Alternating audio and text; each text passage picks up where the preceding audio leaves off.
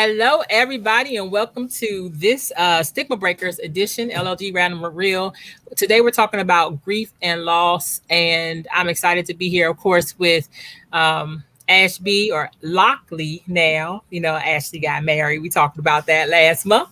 And Danya Parker for Rock for Life. And then we have a special guest, Dr. John Nielson. I just want to tell y'all about him real quick. Danya Parker for Rock for Life. And then we have a special guest. Okay. So sorry about the echo. Again, I will apologize. It's late because I was having technical difficulties again, but that's all right. Y'all know I believe that when something's supposed to go forth well, that sometimes Satan tries to steal, kill, and destroy. So it's all good. Anyway, so we are here. We're excited to be here. I'm happy to be here, and just really want to welcome you all in this broadcast. Um, basically, I met Dr. John 4 years ago after my mom died, and today is actually her 4 year death anniversary. And people always ask me why I celebrate both, or they think I did a tribute to her today on social media, and some people were saying happy birthday, but it's not her birthday; it's the day she died. I celebrate both and I honor both because her birth meant something to me, because clearly that's how I got here. If she wasn't born, I wouldn't be here. But her death impacted me in ways that I never thought I would be impacted, especially after my dad died in 90. I've shared some of my story, but I don't talk about the grief as much as I do other things. And oftentimes people think I'm stuck in the fact that my mom died. Let me be clear. I am not. My mom loved to dance. She was probably praising God, dancing all around heaven, having a ball. However, there have been so many different things that have happened to me since her death that probably would not have happened if she wasn't dead. And that's where, after finding my grandmother dead in 1995, 3 days before Christmas, and walking in on my mom being unconscious and her never speaking, the 2 weeks that she had to go to the hospital, that's where the PTSD was triggered. And that's what I'm working through. There are different stages and different kinds of death. And today we just want to talk about it because I know my mental health has been affected by it, but it's not because she's dead. So I hope that that's clear. And so Dr. John was so pivotal. I met him. Are you still doing Grief Share in where you are now? I'm getting ready to get it started again up here, especially Awesome. for college students, which is going to be really exciting. But yeah. Awesome. So he was the person who led Grief Share. You might have to mute when I'm talking. Only I don't know why it's feedback.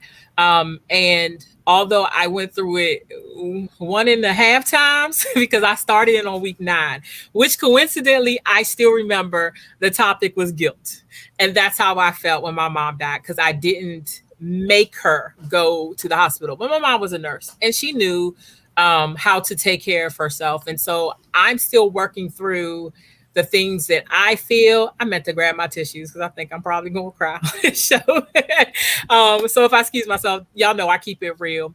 But that's why I wanted him on here. So before we get to you, Dr. John, I just wanted Danya or Ashley, because I know that they've had significant losses in their life too, to just share, a significant loss that they may have had, and just anybody who's watching know that grief can happen even when it's not death.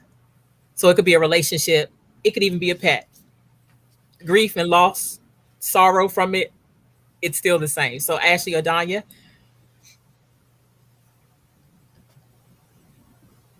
I can share quickly.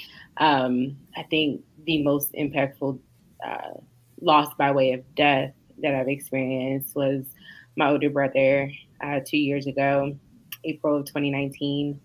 That seemed to usher in a couple of different losses subsequently, but he was 36 years old, so very unexpected.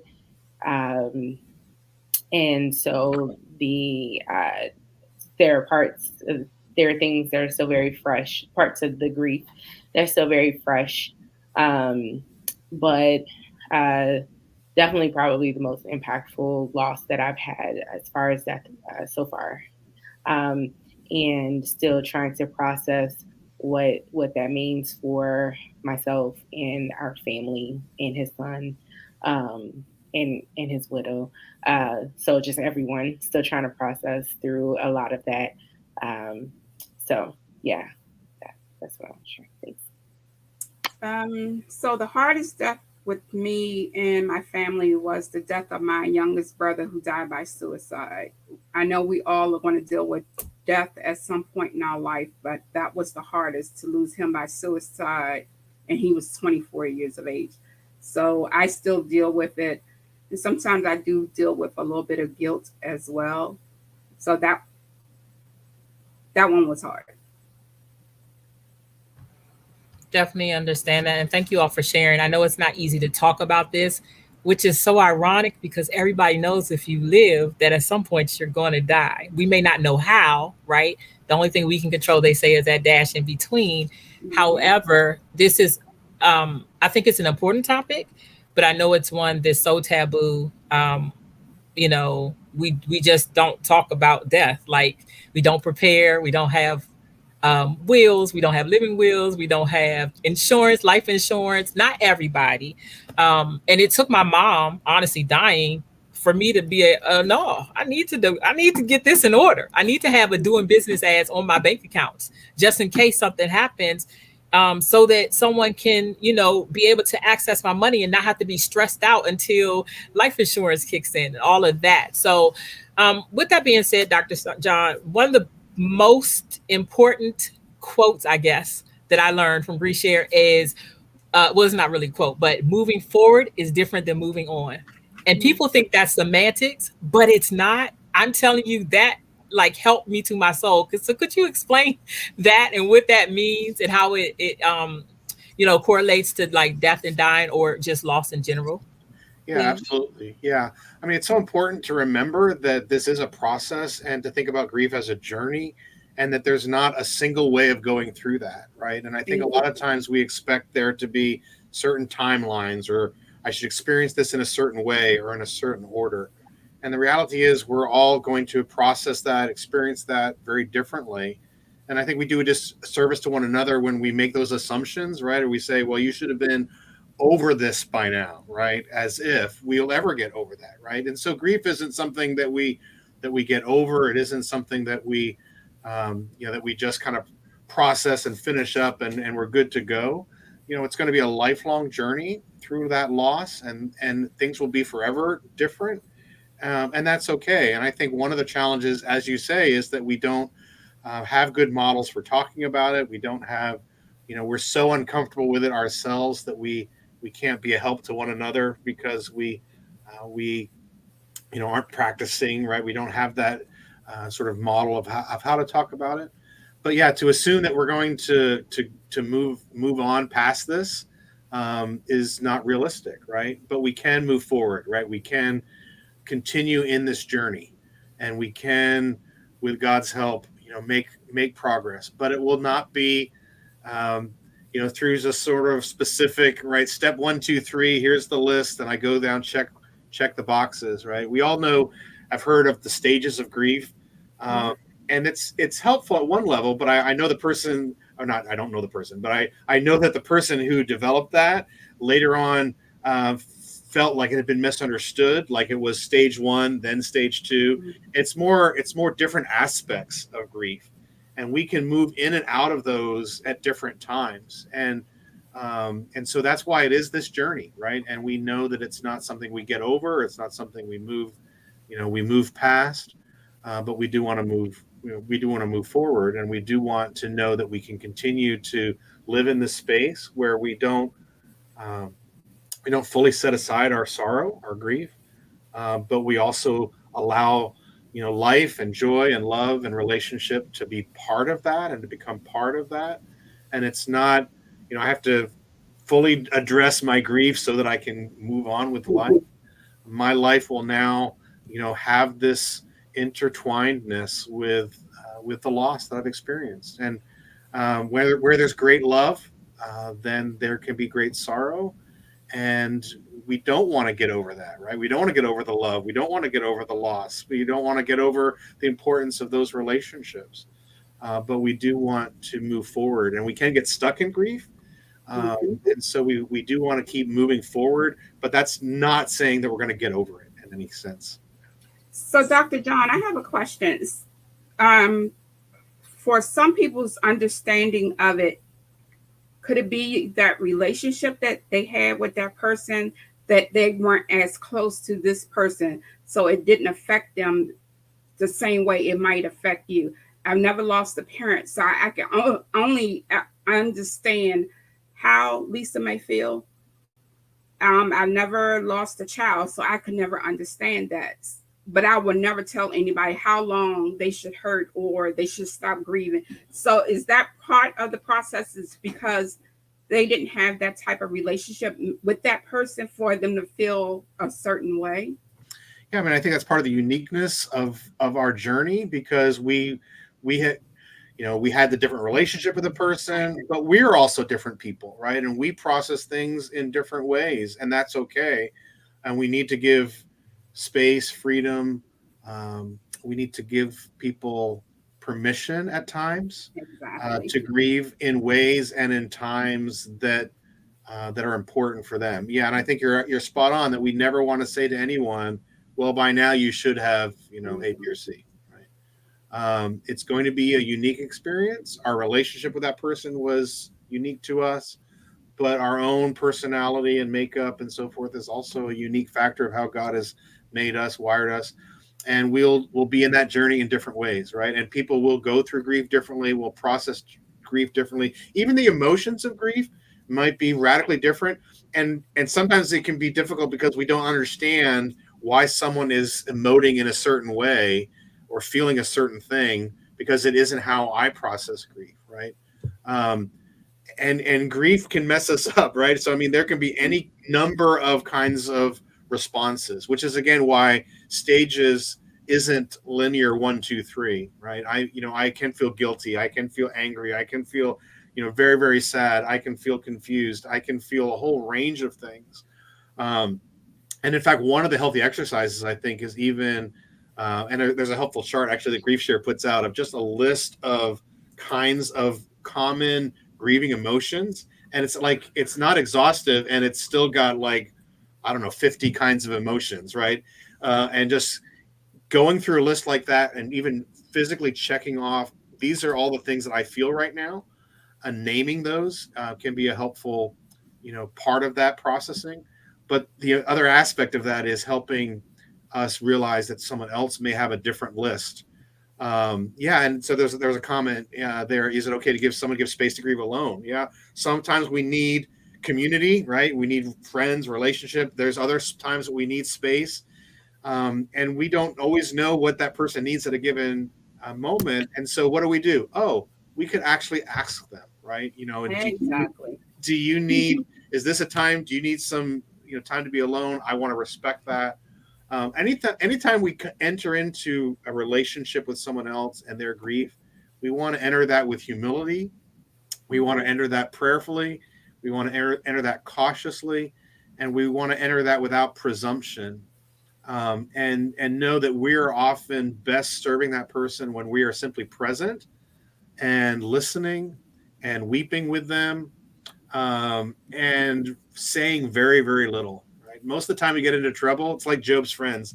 They had it right for 14 days until they opened their mouths, and then it was downhill from there.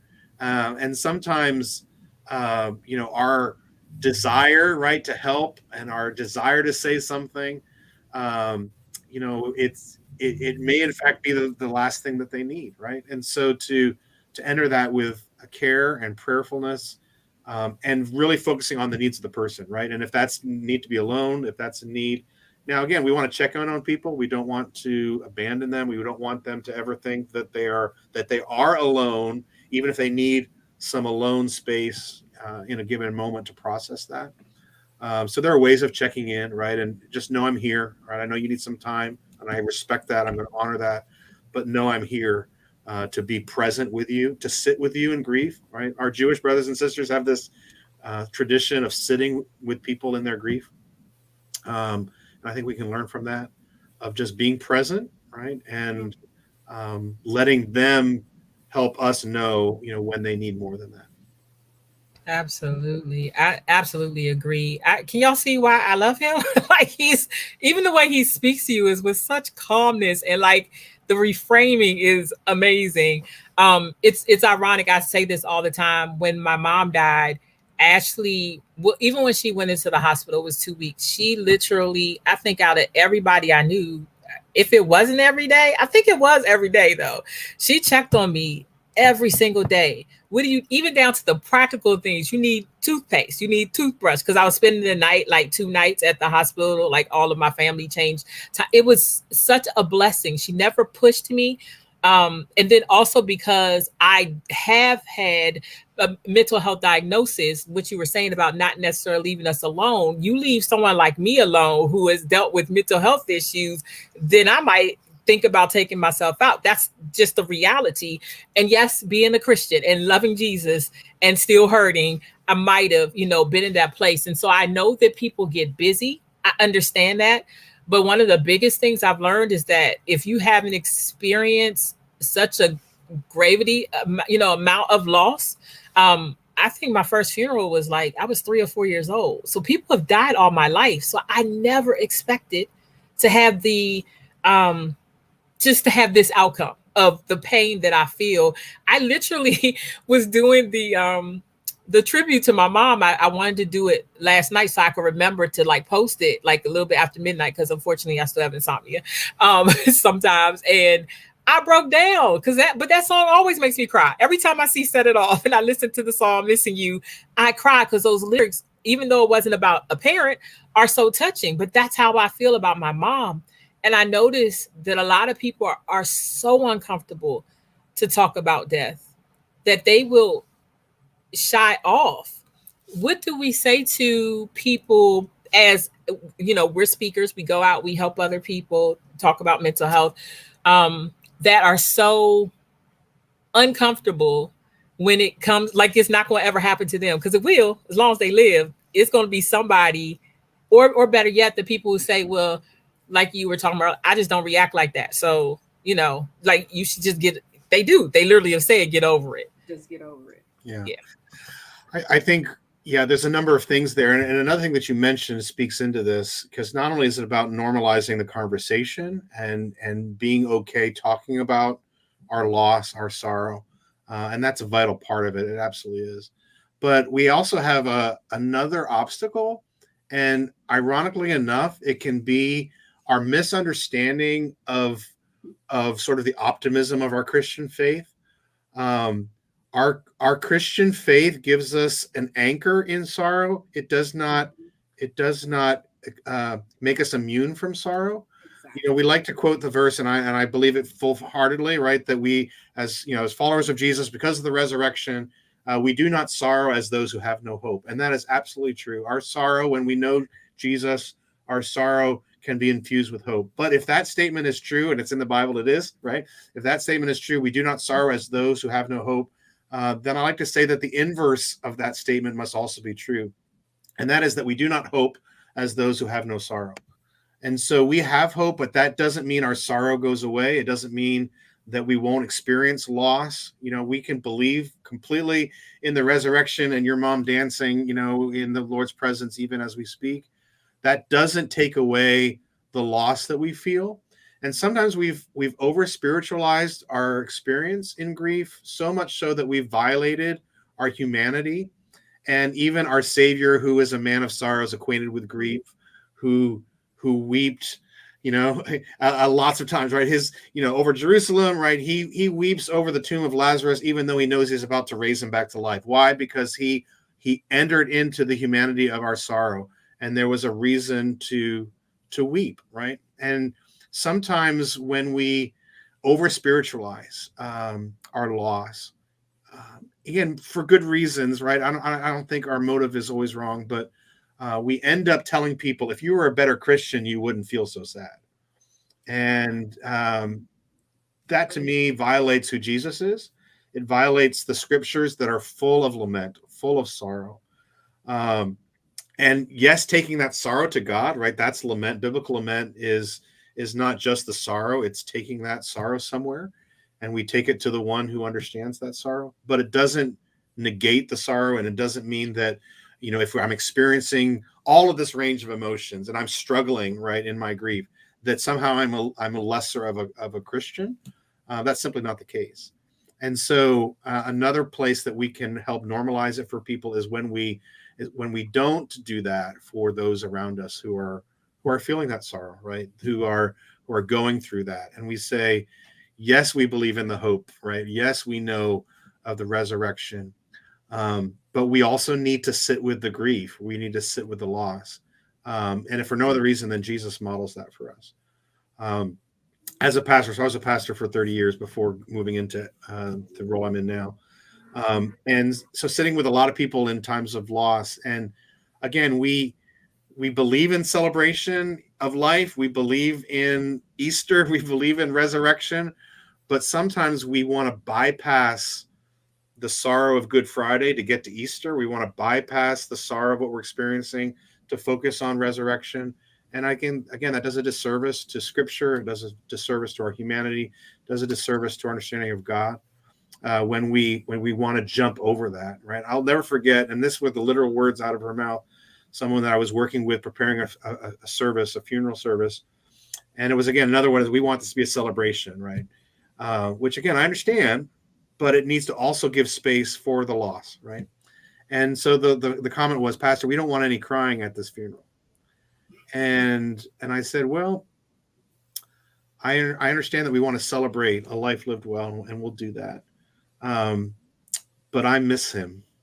And I'm sure that I'm going to shed some tears. And so I hope it's going to be okay for us to weep. Right. And we need to be able to weep, so that we go through this process of lament. And part of that sorrow, giving that sorrow to God, is acknowledging it, not denying it, not ignoring it, not, kind of making it go away because we believe in, everlasting life, which we do, right? But that doesn't negate the need, right? And I always wanted to make our celebration, for example, Holy Week leading up to Easter, if we want to just jump to Easter and miss the sorrow and the suffering and the loss and the death and the darkness and the cross, we've done a disservice to the gospel. It's not the full gospel unless it holds both those things together.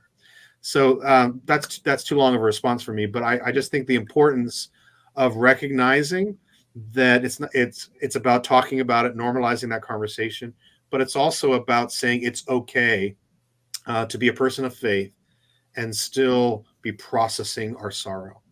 And again, I can take you to place in the Scriptures where we see that model for us. In fact, this whole concept of lament, which is actually the focus of the doctor work that I did, is really in this practice of lament, and the presence of that as a biblical prayer, language, permission, vehicle, journey, that we can do something. We have a place to turn with our sorrow, but it's not about ignoring it. It's not about dismissing it. It's not about, saying, well, you shouldn't feel that way. And even if we don't do that, even if we give permission for people to do that for a little bit, we shut that off pretty quickly when we say, okay, well, it's time to move on. Well, we don't move on. Yeah, at least as you said, we don't move on. We do move forward, but we don't move on.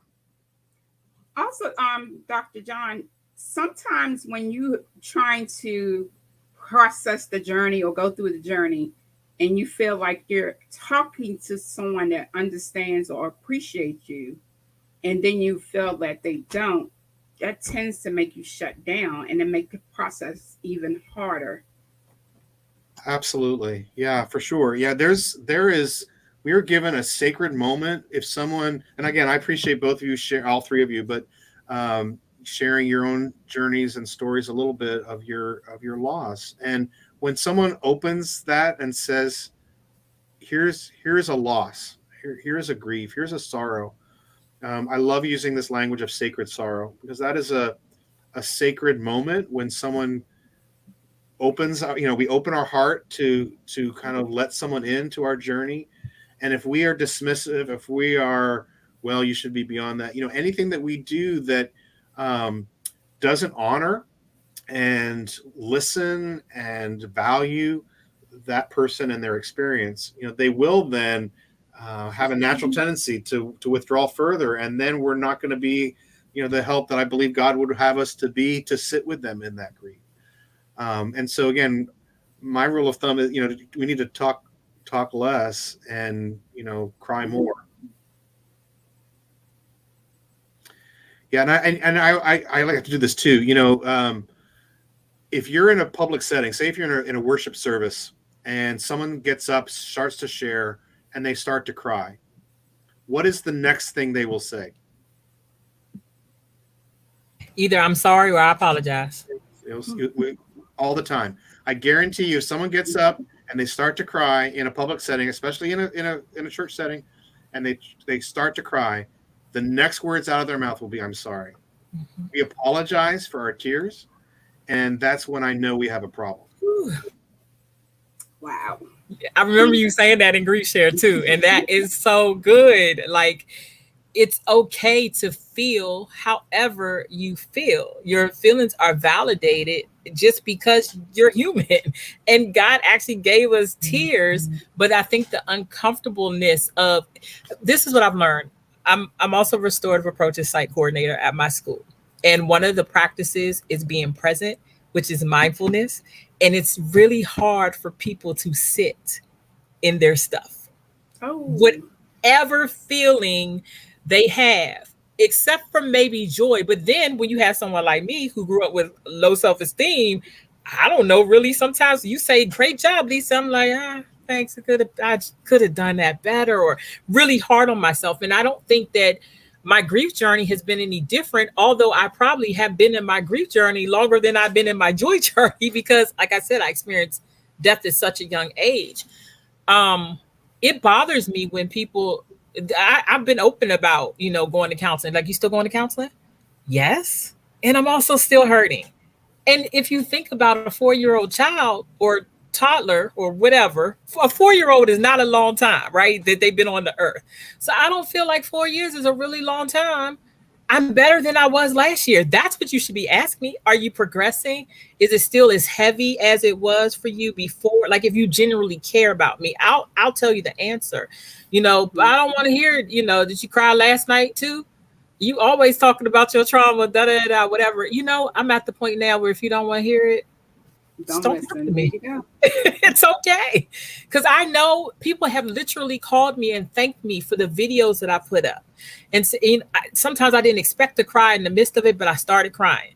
I'm surprised I haven't broke down yet, but I thank God that I haven't, because that shows me that I am growing and I am healing and I am getting better. And it shows somebody else that there's still promise on the other side. And I have those ebbs and flows that you would talk about all the time in Grief Share.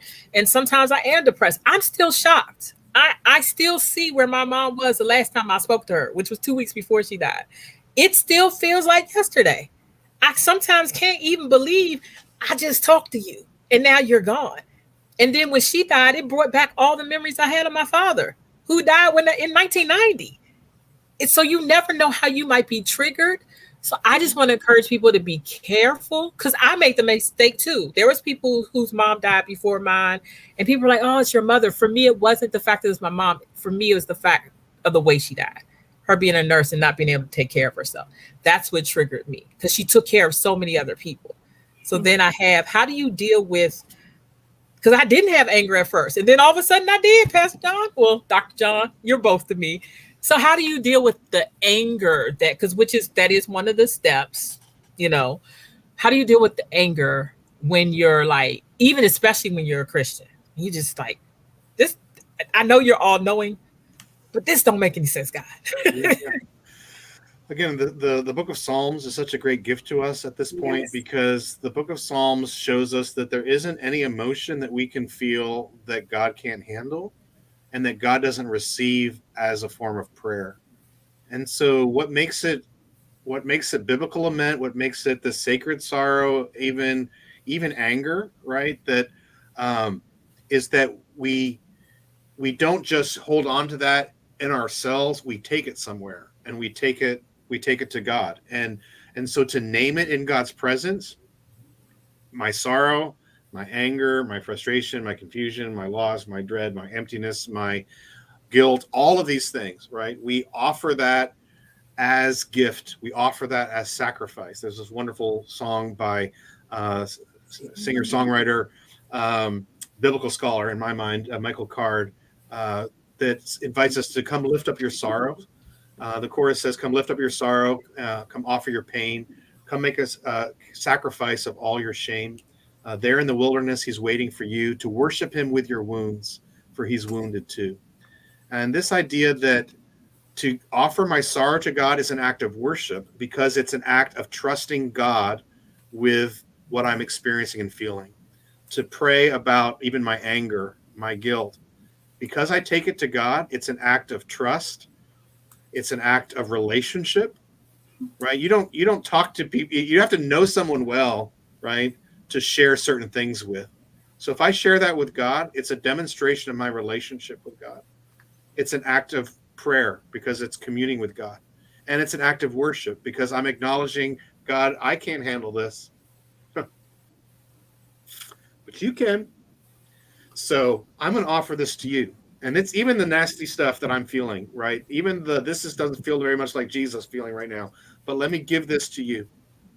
And when I give it to God through prayer, when I offer that as a gift, as an offering, as a sacrifice, any of it, right? Any emotion I'm feeling, then it's a demonstration of relationship, of trust, of prayer. It's a form of prayer, and I would contend it's a form of worship because I'm acknowledging, God, only you are great enough to handle this because I can't handle this. If I keep this to me, it's going to be a mess. It's going to be ugly. It's going to be destructive. So I need to take this somewhere, and I need to take this to you. And that's what the Psalms teach us, that there is no feeling that we can feel, no emotion that we can have, that God doesn't understand, that God doesn't allow us to be able to give voice to, right? We know it's not where we're going to end up, right? And when the psalmist says, God, you're not even here, are you going to forget me forever? The psalmist knows that that's not really true, but in that moment, that's how they feel, right? And they take it, they name that, and they aren't afraid because they know God can handle that. And then in the process of grief, all the Psalms of lament except one have, just this offering of complaint, right? God, why is it this way? Anger, emotion, sorrow, fear, frustration, right? We offer it to God. And then all the Psalms of lament except one have this turn, this but I will trust in your steadfast love. I will still, I will yet praise you, right? I'm not feeling it right now, God, I gotta be honest, but I'll get there. I like to say that there's one. So if you ever want to read a Psalm of lament that doesn't turn, it's Psalm 88.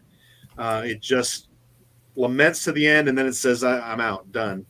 I like to say that there's one of those so that we know if we ever feel that way, it'll be okay. There's only one, so we don't get into a habit of that. But God can handle that. It's an act of relationship. It's an act of trust. It's an act of prayer. It's an act of worship. And so I take my sorrow to God. I take my anger to God. I take my guilt to God, right? All of the emotions I feel, I take to God, who understands, who cares, who listens, who doesn't reject me, who gives me the space to live with that. And then eventually, like he does with Job, he'll say, so remind me where you were when the foundations of the earth were formed. You were there, right? Oh yeah, no, you weren't. Maybe you can trust me with this. Right? So we'll get there, right? But Dr. John, I'm Sure. sorry. No. What you just said is it's extremely hard, and I know for me it's hard, and I think also with the other two young ladies it's hard when you start giving that trust, because I don't share a lot, but I'm starting to share. But when I'm comfortable with sharing to you, that means that you mean enough to me to give that part of me. And a lot of people don't understand that. Being a speaker, we have to tell our truth. So I can't sit here and say I did XYZ or I didn't, and then try to tell you to do something. So I'm making myself transparent, but it's also scary because sometimes it could be used against you, but you're also trusting whoever you're relaying it to. So I know, like I said, with me, it's extremely hard. And I'm sure with the other two young ladies, we've had this conversation before. It's really hard. And it makes us shut back down. But being a speaker and trying to tell our truth, dealing with mental illness, that's a hard process. So it's like we're defeating ourselves. We're putting ourselves back at another stage Yeah. instead of moving forward because we trusted someone and that came back at us in a bad way. Yeah.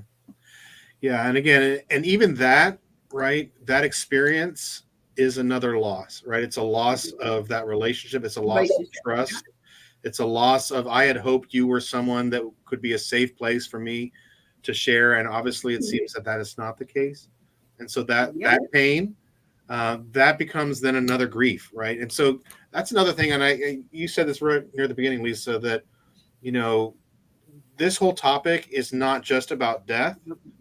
It's about death insofar as it's about loss, but we experience loss in all kinds of ways. And anytime that we experience loss, there's grief. And anytime we experience grief, then scripture gives us this language of lament as a way of responding to that.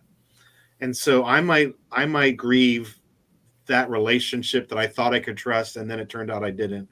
And I need to do some of the same grief work that I did with the loss of a loved one to death.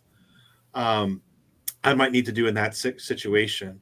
There's a wonderful writer in this topic. Her name is Pauline Boss. She was professor out in the University of Minnesota. She wrote a number of books on what she calls ambiguous loss.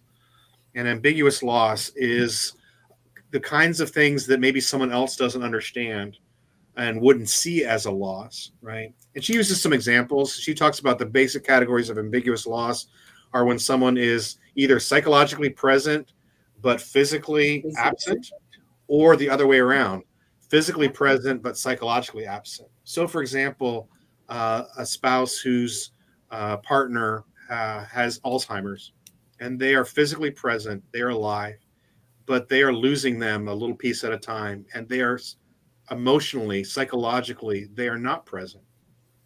That person is experiencing loss now, but the reality is until his or her partner physically dies, we don't have any corporate way of coming around typically and saying, you know, I acknowledge your grief and your loss. The grief started way back before because the loss was already in work, already in process, right? But it was ambiguous, right? We don't have, you know, funerals for that diagnosis. We don't have the same way for the parent whose child is a victim of addiction or has run away or is missing. There are all these things and other kinds of things that we experience, you know, that are lost, right? We lose a job, we lose a relationship, we lose an ability. You know, we have something physically happen, and we're still alive, and we're thankful for that, but we can't do something that once gave us joy.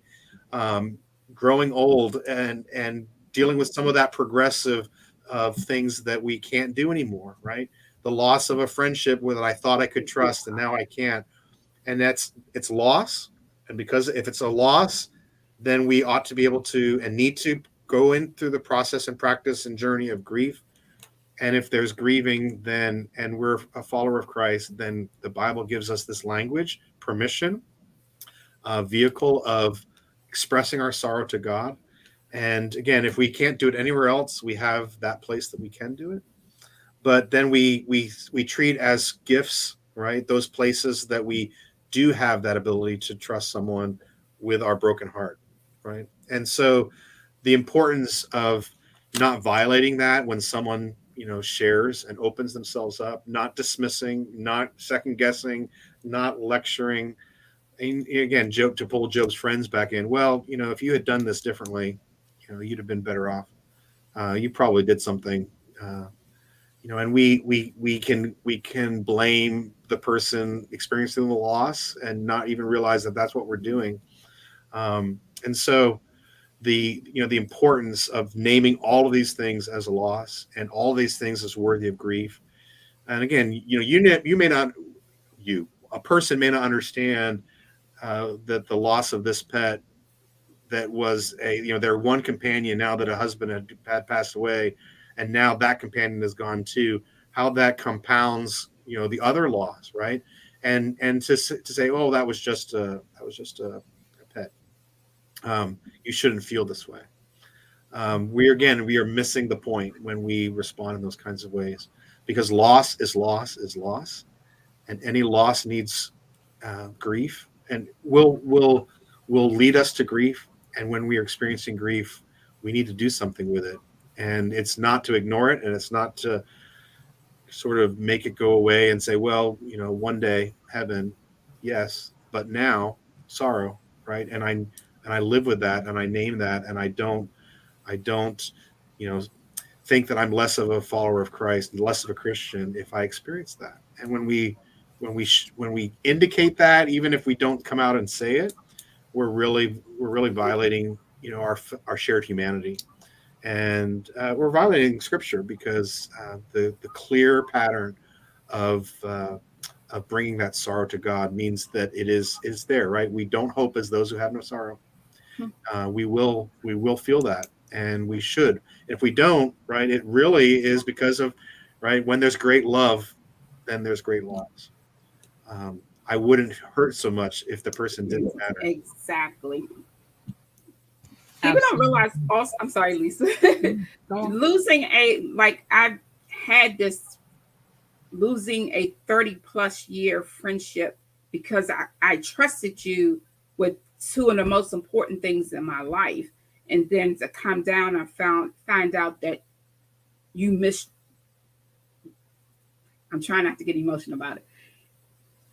I didn't have that trust in you. You used that against me, and I trusted you.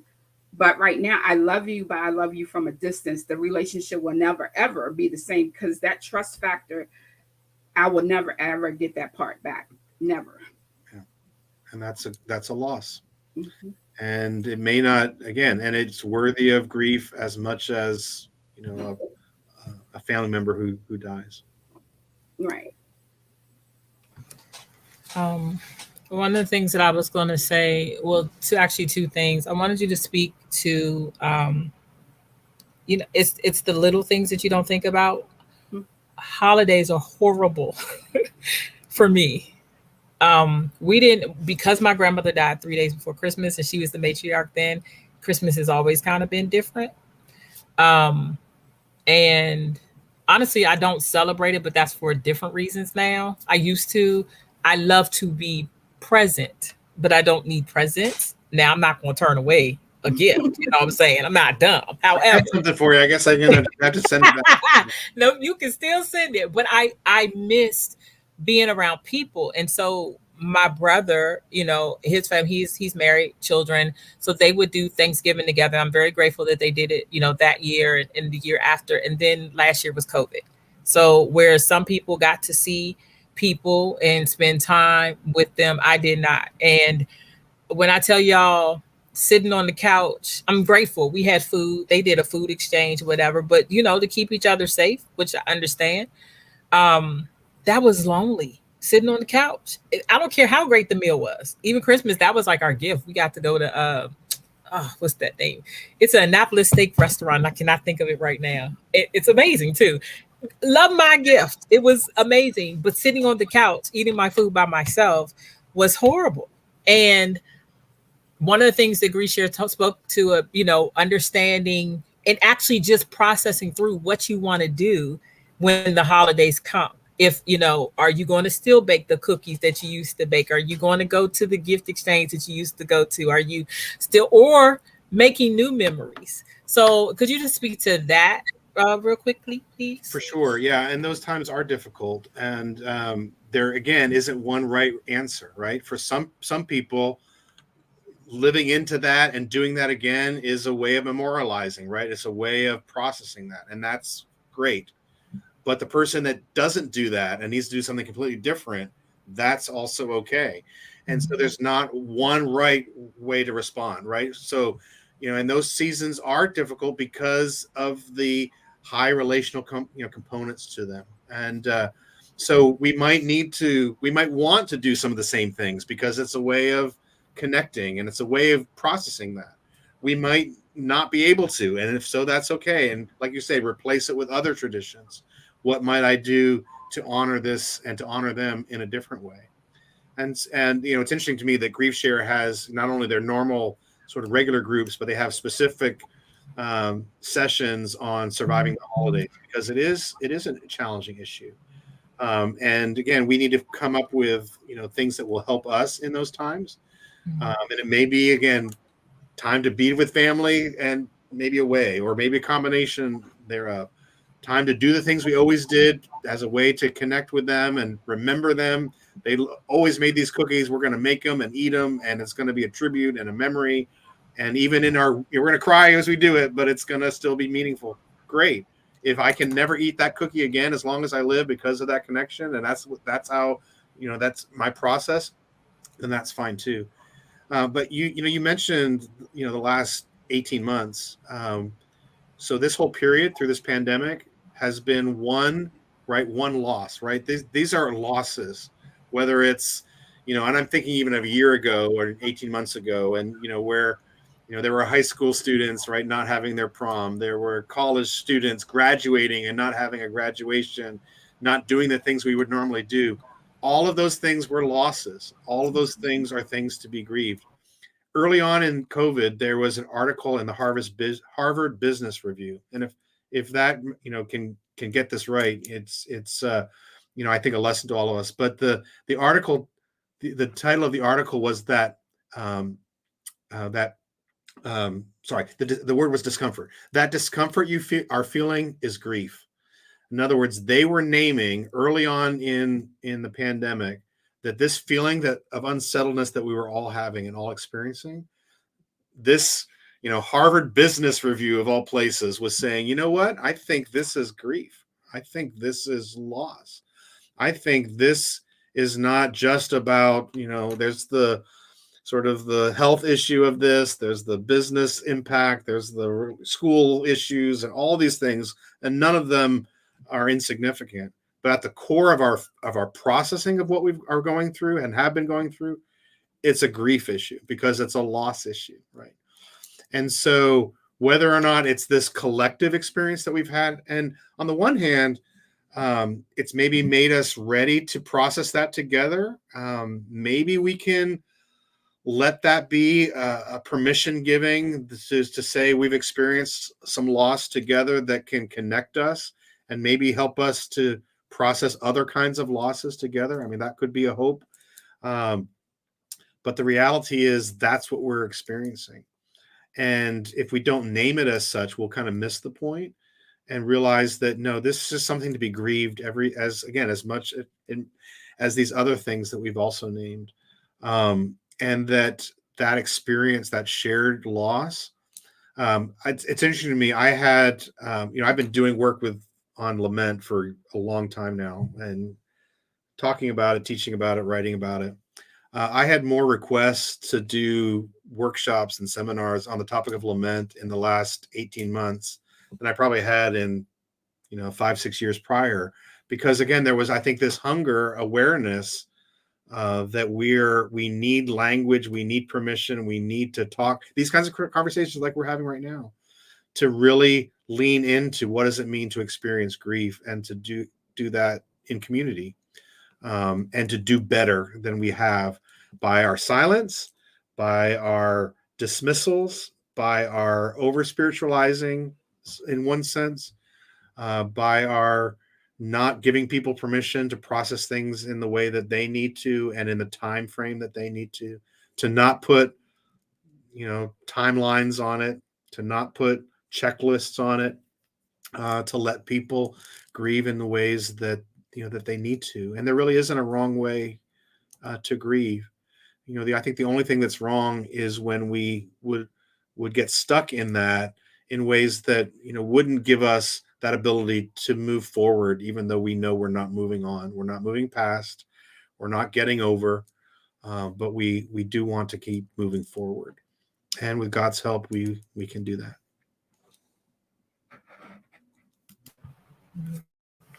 True. Did you want to say something?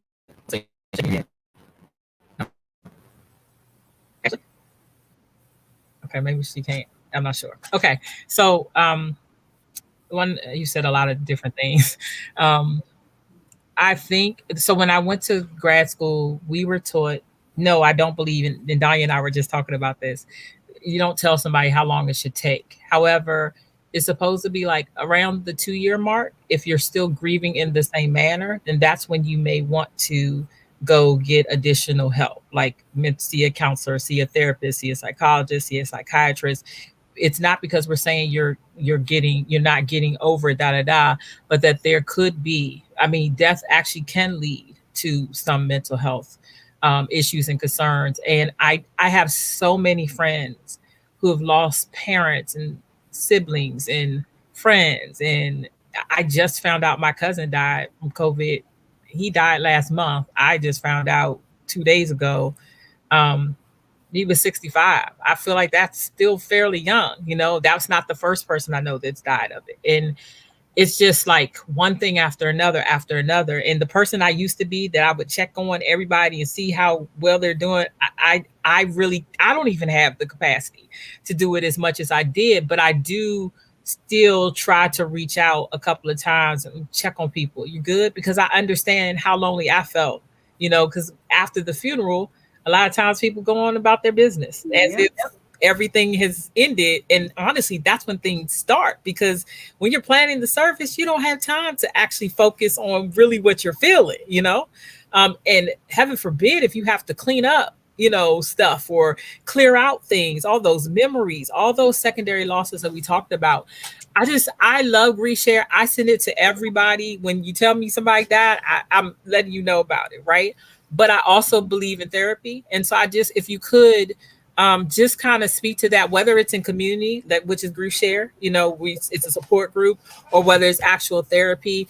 Could you just speak either to the importance of either or both for anybody who may be afraid of connecting? I'm thankful I still speak to people in my class. You know what I mean? I still feel the loss when, we found out someone in class died, because I still spoke to them on social media. You know what I mean? And so I'm forever grateful for the bonds that we created, because if no one else got it, they understood. Yeah. Regardless of what type of loss it was, father, mother, whether it was actual loss or death. So could you just speak to that real quickly?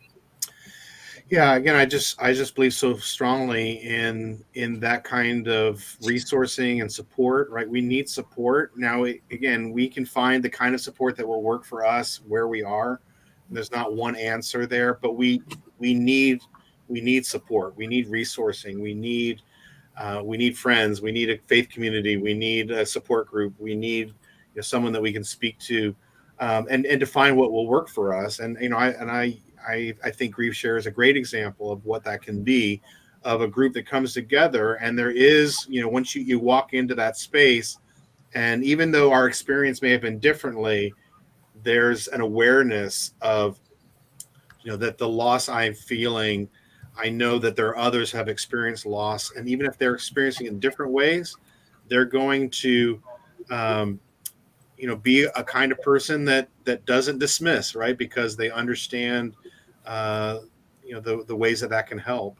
And so I think, as you say, if we're getting stuck, if we're not able to move forward, again, we're not saying we're moving on, but if we're not able to move forward at all, we get stuck, and we're really not feeling like we're, letting the sort of the journey happen, then that's the time to look around and say, what other resources has God put in my world that I can reach out to? And that may be a friend, it may be a family member, it may be an organization like Grief Share, it may be a faith leader, it could be a therapist, but we're going to, again, it's okay to need that help, and we need, again, to affirm that, right? To normalize not doing this on our own. We were not created for isolation. We were not created to go through these things by ourselves. Again, we may need moments, right, of I just need to be by myself.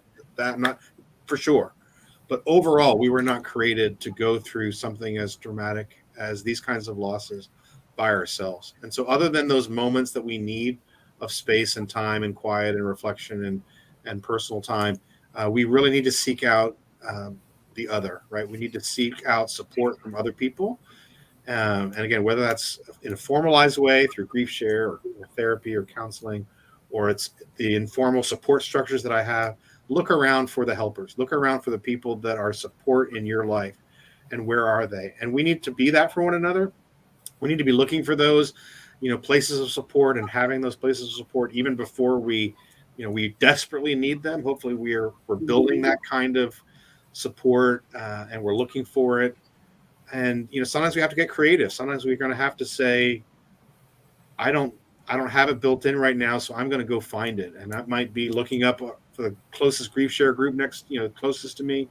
I might need to go to someone that I know has gone through a loss and take this bold step of saying, I know you've experienced loss, and I don't know what your journey has been, but I'm just struggling, and I wonder if we could just connect.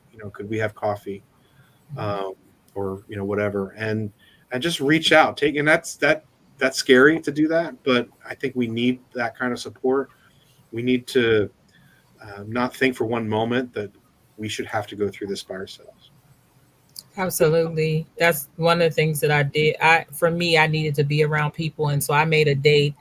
I reached out to my friends, even my friends from high school, Pam and Sharice, like both of them have families, and they set aside their time, and we went out to dinner, and there was people from church, that I went out with. Like, I made sure I scheduled times. And then I also had to tell them, like, things happen. So people sometimes can't make things or whatever, but just please, the same thing that I tell people on here when we're talking about just mental health. If you say you're going to be there for a person, then be there. If you have to cancel, then at least try to reschedule, because when you're in that state, it's such a lonely place that if, like Danya was talking about, if I've opened up to you and I've asked you to participate or be there with me, I really need you actually to do what you said and show me that you care to reschedule. Danya, before we go, did you have any parting words?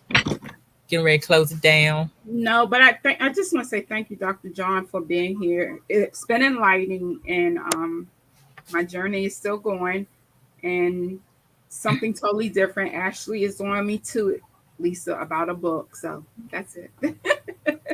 Good stuff. And with that being said, Ashley, did you have any parting words? No, just thank you. I spent tonight really taking in. So thank you. All right, Dr. John, how about you? Well, just thanks for, giving space for this kind of conversation. I think just, being willing to talk about it is such a huge step. And as we said early on, we don't do well with this topic. And so the more we talk about it, the more we are able to, find others. Oh, I'm not the only one that, that has experienced loss. And it doesn't mean that it's the same, right? We're not comparing. It's not a competition. But I know I'm not alone. And so, don't be afraid to talk about it. Don't be afraid to normalize it. And don't be afraid to be the person that's willing to sit with someone in their grief and just say, I don't know what to say, but I can help you cry. There you go. Absolutely. Danya, go ahead and shout out. I'll finish. Go ahead and shout out your Rock for Life information. You can find us on Facebook and Instagram, the Rock for Life Foundation. And our website is therockforlifefoundation.org. All right, Ashley, thank you. MasteringMindMattersNow.org. And you can follow us on social media at Mastering Mind Matters. And then I did not put this out, any statements that we say, I should have put out in the beginning, but I was so engrossed. Our opinions. A lot of us have studied this, but we are sharing this from our heart. So if you need professional therapy, you can hit one of us up and we will give you the information, but we are not acting in that role on here. And then if you want to connect with me, you can do so on my website. I don't know why. Okay, there it is. LisaLGilliam.com. The Stigma Breakers Collective, Ashley and Diane are part of that. And we want to come and speak to you all about different things, all things mental health. We share our own testimonies when we're speaking as well. And I think we're fairly reasonably priced for the knowledge and the information that we have. So the contact number to Starling is on all of our page for Stigma Breakers, but you can go to the website and get us there. Dr. John, thank you so much for just being willing. I think I contacted you like I don't know, January, February. I knew I wanted this year, October 13th to 2021, to be different. And I wanted to honor my mom in a different way. And so, what better way than educating people about grief and loss and death, and doing it with such dignity. And I thank God that I got through the show without crying. Like, praise the Lord. That might not be a big deal to some people. And I might cry as soon as I get off, but I was able to not be as emotional. Oh, just real quick, I did want to say this is just the last thing. Thank you, God, for reminding me.